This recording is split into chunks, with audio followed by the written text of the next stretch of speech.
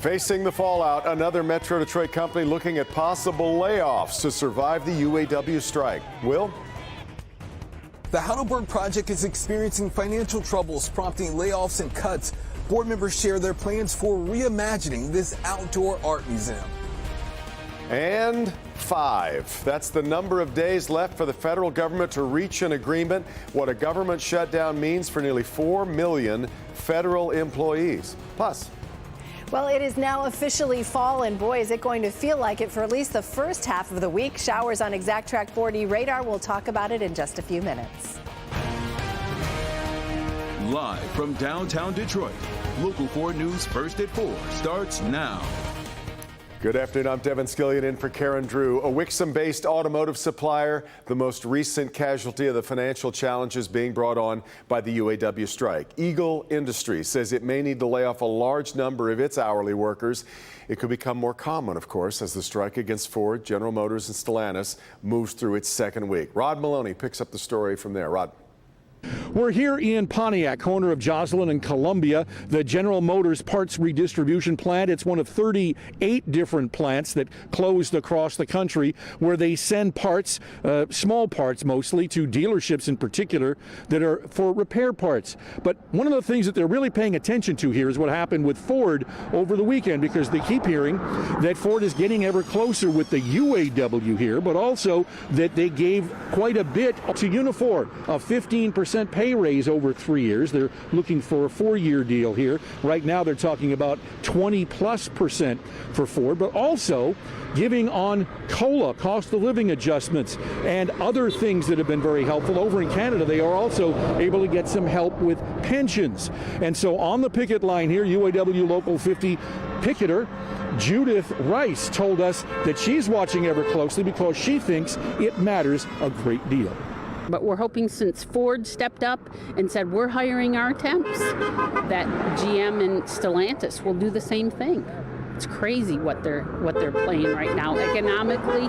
And the UAW, we have so much to do with the U.S. economics.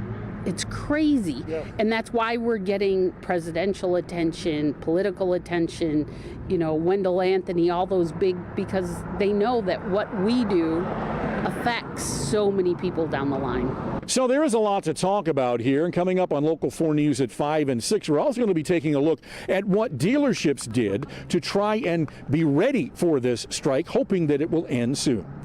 In Pontiac, Rod Maloney, Local 4.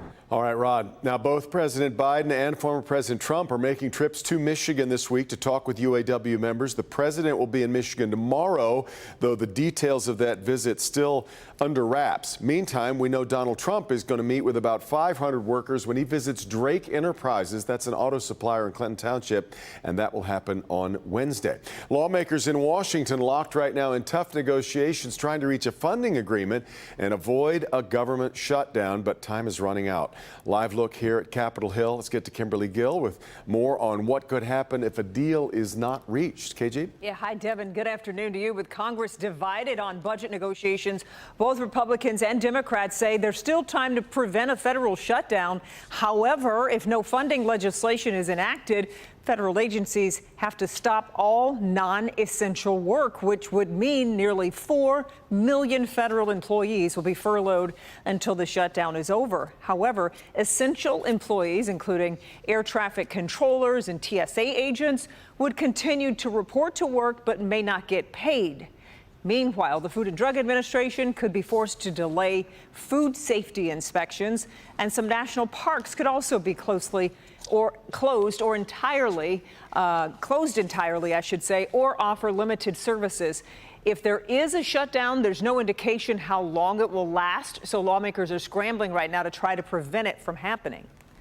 Never say never. I believe in hope can spring eternal, but I do believe that there is a small group of Republicans that are going to shut this government down at anything they can do to get it to happen. I think we're able to work through this. At the end of the day, get there. So September 30th is the deadline for lawmakers in Washington to reach an agreement. So you know the old, neither rain nor snow. What about the Postal Service? Yeah. So right now, as of now, the Postal Service would continue to operate without interruption during the shutdown. But you got to feel for the, hundreds of thousands of people who were already going through such tough times in this economy, high inflation. People are having to start to pay back their student loans. It's just really tough time. So we'll continue to monitor it. You bet. We'll see you again at 5. Yep. All right, KG. In other news this afternoon, there is a break in the case of a murdered business owner in Dearborn. Police arrested now a third suspect, one in connection with the deadly shooting of 29-year-old florist Hassan Salameh. Apparently, investigators nabbed the suspect trying to board a plane at Detroit Metro. The other 2 people linked to the murder already in custody. They were arrested last week at a Detroit tire shop.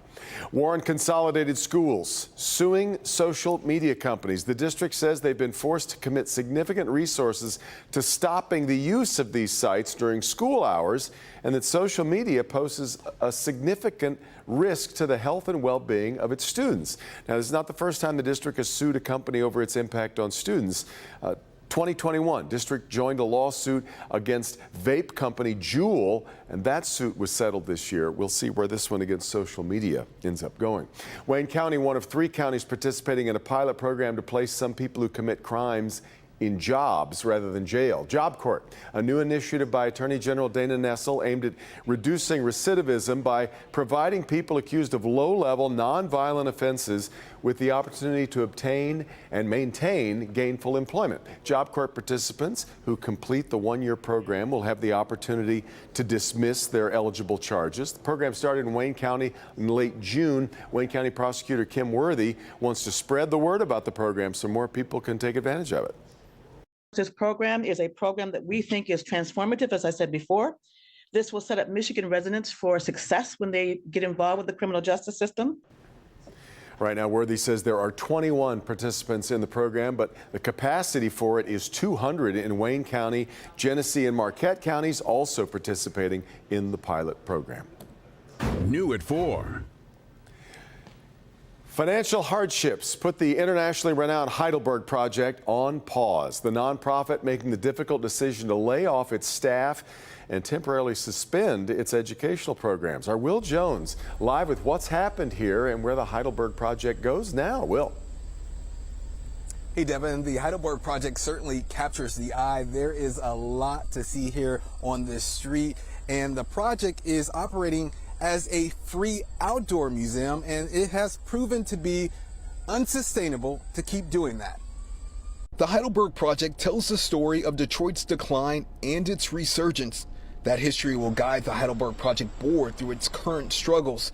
Last Friday, the project laid off its whole staff, 9 workers in all, and also paused all programming due to its finances. It's always challenging to fund a small arts-based nonprofit, and we just got to a point where we realized that we needed to make a shift. Located on Detroit's east side, it was founded in the mid-'80s by Tyree Guyton. Its mission is to improve the lives of people and neighborhoods through art. When a lot of this financial conversation comes up, it can get lost that the Heidelberg has contributed a lot to the city. The focus now is preserving the art on display here and developing a financial model that works.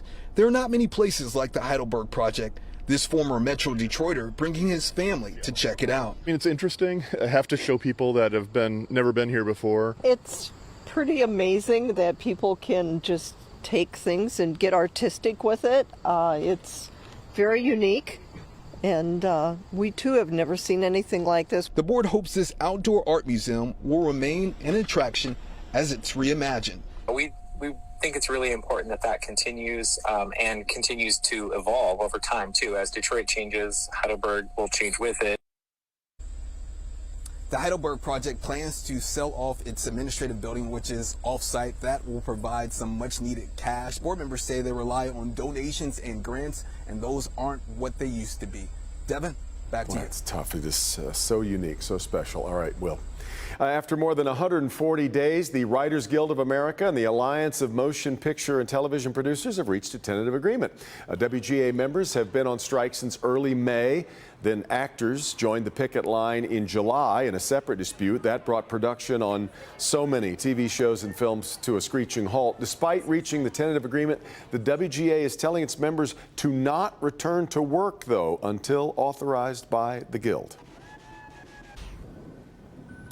Starting to look and feel a little bit more like fall. Fitting, it's now fall. Take a look at these two beautiful live looks that we've got here at the Windmill Island Gardens in Holland, Michigan, and the Mission Point Hotel up on Mackinac Island. So pretty clear the summer tourist season is winding down, but Kim, no doubt we're seeing some still got some beautiful weather and sights ahead of us. Absolutely. In fact, by this weekend, we could get close to 80 once again. So we're not quite done with the nice weather, but we are putting it on pause right now as we do have a few showers out there, and it's definitely cooler than normal right now on Exact Track 40 radar. It is raining in Farmington Hills, Oak Park. A few sprinkles now in Sterling Heights. Warren, you're going to get a sprinkle here within the next 15-20 minutes.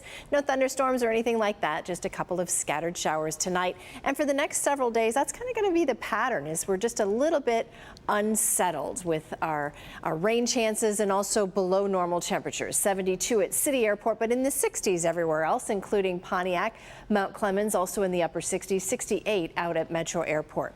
Tomorrow, another day where we might see a sprinkle or light shower, especially in the morning, and then clearing out in the afternoon, but cooler than normal weather for another day, but a warm up headed our way for the end of the week into the weekend, and we'll talk about that coming up.